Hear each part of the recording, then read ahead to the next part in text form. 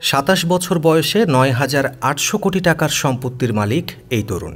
বর্তমানে ভারতের সর্বকনিষ্ঠ কোটিপতি যুবক তিনি। শুনে চমকে উঠেছেন নিশ্চয়ই। আজকের ভিডিওতে জানাবো কে এই তরুণ, যার নাম পার্ল কাপুর, আর কি করেন তিনি, আর এত কম বয়সে এত টাকার মালিক হওয়ার পেছনে কী বা কারণ রয়েছে। ১৯৯৭ সালে ভারতে জন্ম পার্ল কাপুরের। ২০২০ সালে হঠাৎ বাবাকে চিরদিনের জন্য হারিয়ে ফেলেন পার্ল।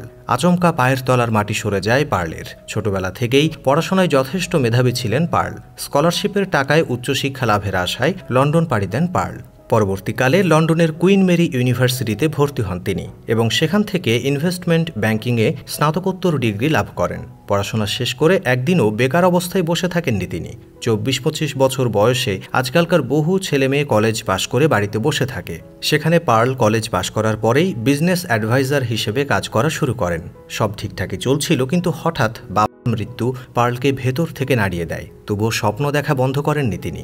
সম্পূর্ণ মনের জোর আর নিজের চেষ্টায় ২০২২ সালে ব্রিলিয়ান্ট টেকনোলজিস প্রাইভেট লিমিটেড নামক একটি সংস্থা স্থাপন করেন পার্ল। এরপর জাইবার 365 নামক একটি স্টার্টআপ কোম্পানি খুলে ফেলেন তিনি। আর্টিফিশিয়াল ইন্টেলিজেন্সের উপর নির্ভর করে তৈরি হওয়া কোম্পানি মাত্র ৩ মাসেই সাড়া ফেলে দেয় বাজারে। ওই ৩ মাসে কোম্পানির মূল্য দাঁড়ায় $১ বিলিয়ন।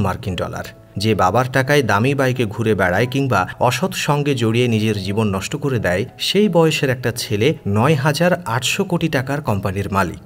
পার্ল কিন্তু শুরু থেকে যাত্রা শুরু করে আজ এই স্থানে পৌঁছেছে। বাবার শিক্ষা আর নিজের অক্লান্ত পরিশ্রমের উদাহরণ হলেন পার্ল কাপুর।